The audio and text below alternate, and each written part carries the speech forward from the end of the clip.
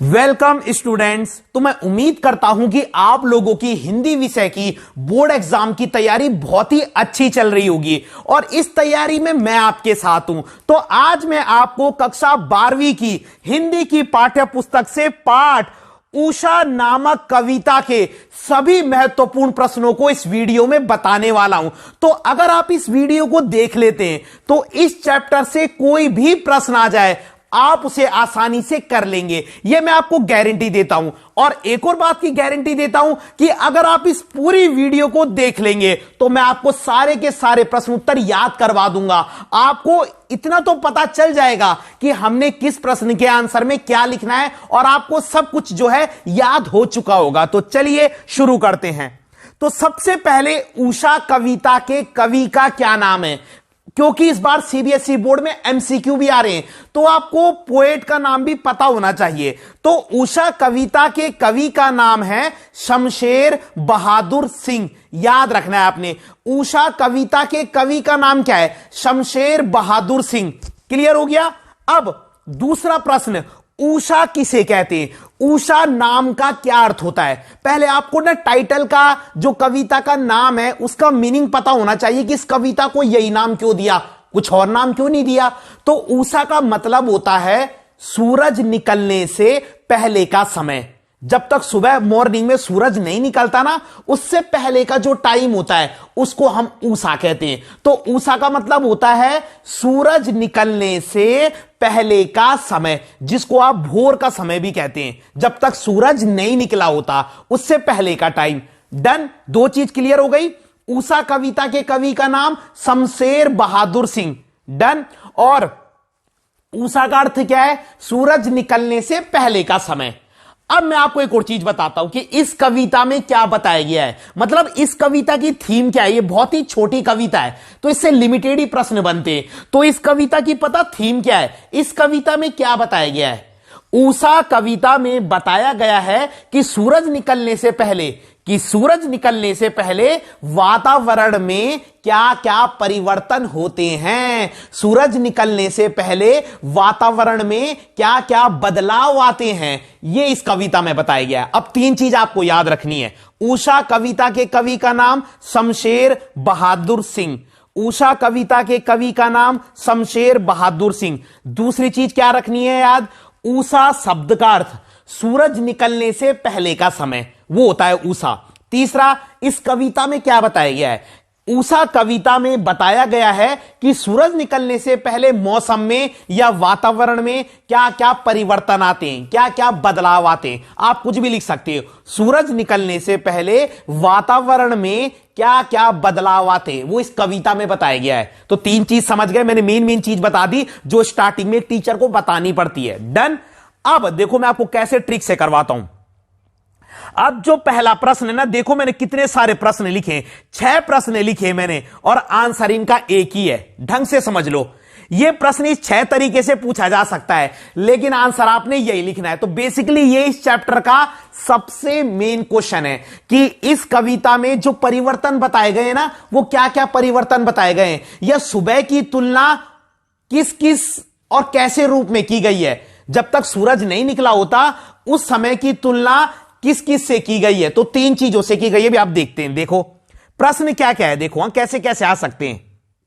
कविता के किन उपमानों को देखकर यह कहा जा सकता है कि उषा कविता गांव की सुबह का एक गतिशील शब्द चित्र है? यह एमसीक्यू में आया था। उषा कविता क्या है? यह एक शब्द चित्र है। शब्द चित्र का मतलब होता है जब शब्दों के माध्यम से आपके मन में उस चीज की इमेज क्रिएट की जाएगी। अब जैसे मैं बोलूंगा कि सुबह एक गांव है, उसमें सूरज निकल रहा है, गांव बहुत सुंदर लग रहा है, हवा चल रही है, तो आप इमेजिन कर लोगे। तो ये एक शब्द चित्र है क्योंकि शब्दों के माध्यम से आपके मन में उस चीज की इमेज क्रिएट की जा रही है। ठीक है, तो ये क्या है? एक शब्द चित्र है। और गतिशील, गतिशील का मतलब होता है क्योंकि इस कविता में क्या है? बदलते हुए वातावरण को बताया है कि अभी आसमान ऐसा लग रहा है, फिर वो ऐसे हो गया, जब सूरज निकलेगा तब वो ऐसे हो जाएगा। तो बेसिकली ये गतिशील कविता है। इसलिए क्योंकि इसमें सीन क्या है, इसमें जो चित्र है, इसमें जो इमेज है वो बदल रही है। इसमें बदलते हुए वातावरण को दिखाया गया है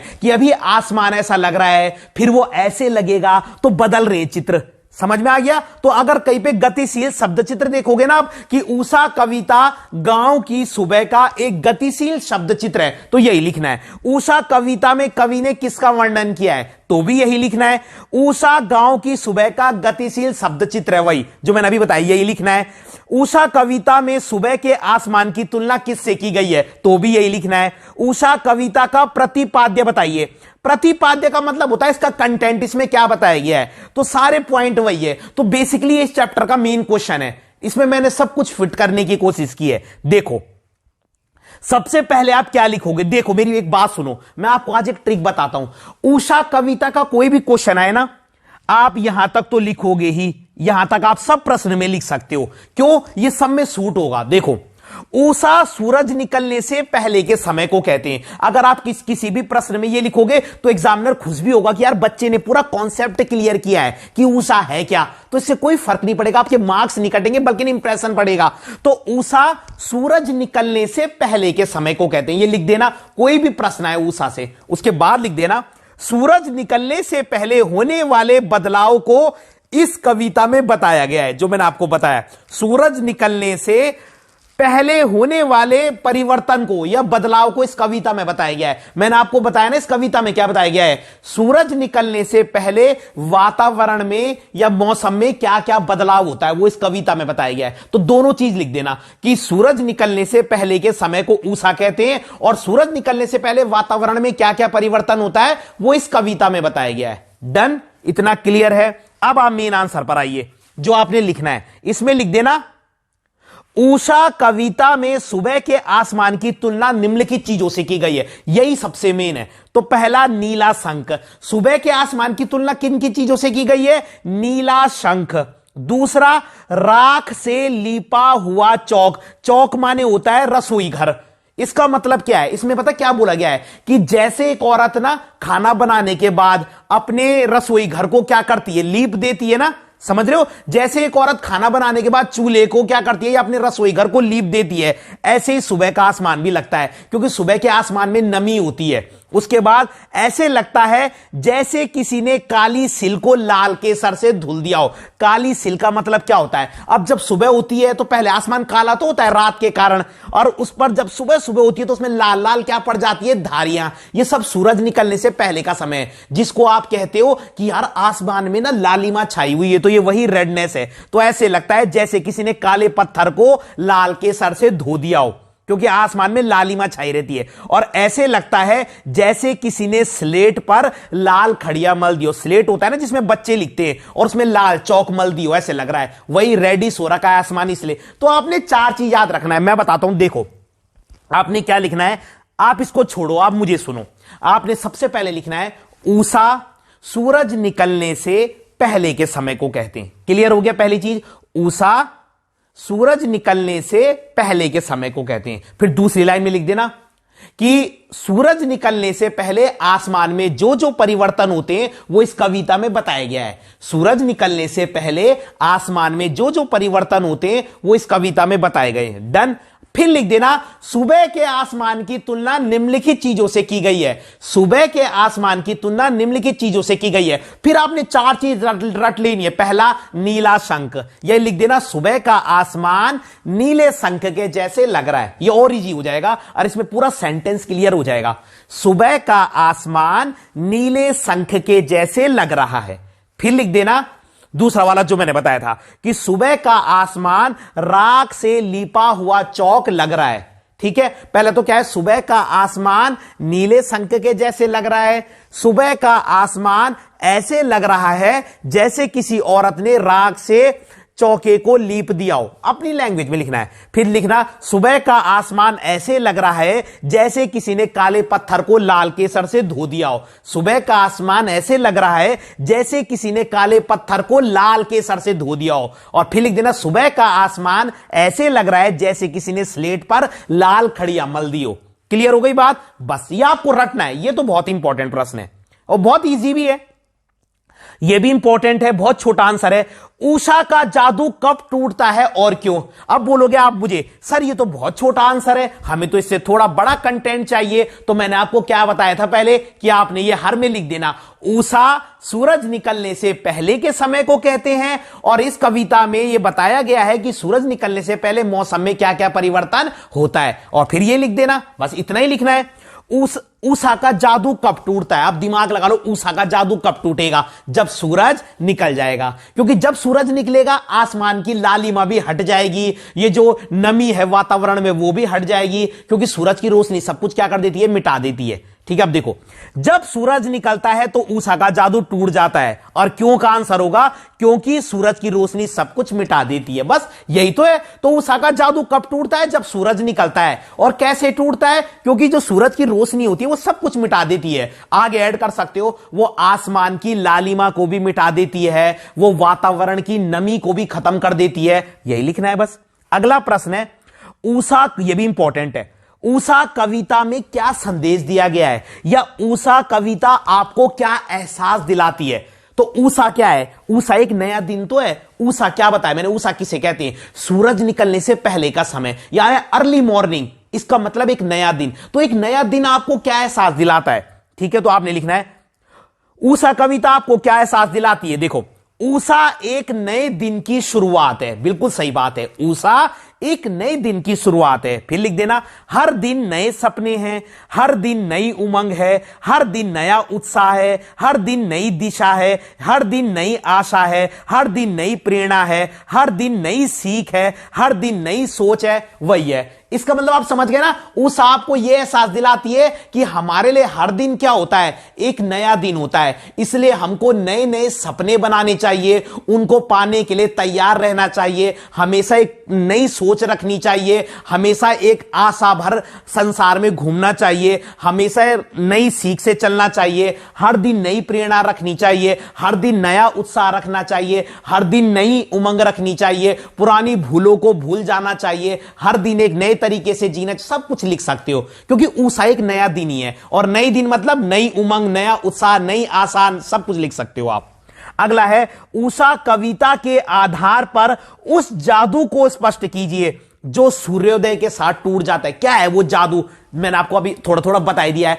आसमान का वो जादू क्या है जो सूरज के साथ टूट जाएगा? तो इसमें आपने लिख देना है, कवि कह रहा है कि सुबह का आसमान नीले शंख के समान लग रहा है, सूरज किसी गोरी सुंदरी की तरह झिलमिला रहा है। यह एडिशनल पॉइंट आ गया, ये याद रखना है आपने। पहले तो लिख देना, कवि कह रहा है कि सुबह का जो आसमान है वो नीले शंख के समान लग रहा है, नीले जल के समान लग रहा है। इसमें आप ये वाले लिखना, जब वो पूछेंगे ना कि उषा का कौन सा जादू टूट रहा है, तो जब वो जादू की बात करेंगे तब आप ये लिख देना कि कवि कह रहा है कि सुबह का नीला आसमान नीले जल के समान लग रहा है। अब आसमान की तुलना नीले जल से भी होने लग गई, वाटर से भी होने लग गई। अभी तो चार चीजों से हुई थी, अब जल से भी होने लग गई। तो कवि कह रहा है कि सुबह का आसमान नीले जल के समान लग रहा है और सूरज किसी गोरी सुंदरी की तरह झिलमिला रहा है। यह भी एमसीक्यू में आता है, सूरज किसी गोरी सुंदरी की तरह। अब गोरी क्यों? जब सूरज निकलता है तो वो चमकता है ना, तो ऐसे लगता है जैसे आसमान में कोई गोरी सुंदरी झिलमिला रही हो।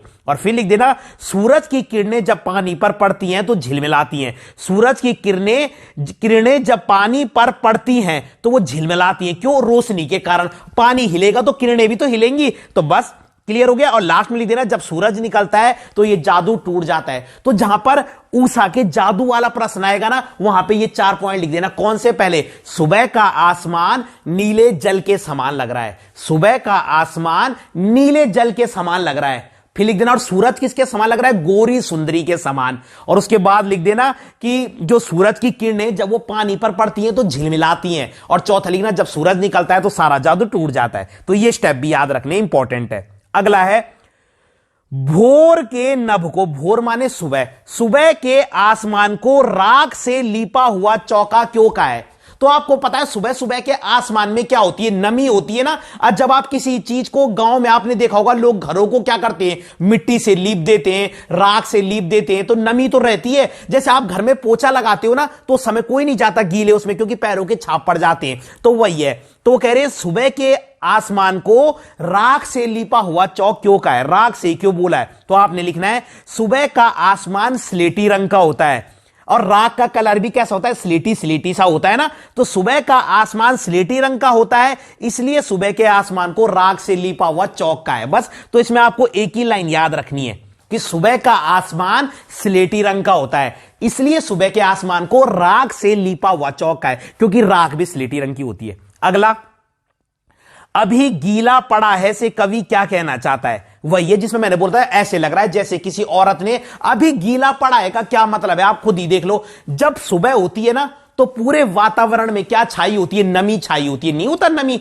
आपने घास में भी देखा होगा, कई बार ओस की बूंद गिरी होती है, सुबह ठंडक होती है। तो इसमें वही लिखना है, सूरज निकलने से पहले वातावरण में नमी होती है, ऐसे लगता है जैसे किसी औरत ने खाना बनाने के बाद चूल्हे को राख से लीप दिया हो। बस यही लिखना है, अभी गीला पड़ा है का क्या मतलब है। तो इसमें वही है कि सुबह का जो वातावरण होता है वो ऐसे लगता है जैसे कि पूरे वातावरण में नमी छाई हो और किसी औरत ने खाना बनाने के बाद चूल्हे को राख से लीप दिया हो। बस, अगला है, काली सिल पर लाल केसर मनने से किस दृश्य का वर्णन किया है। अब काली सिल पर, काली सिल किसका प्रतीक होगा, अंधेरे का।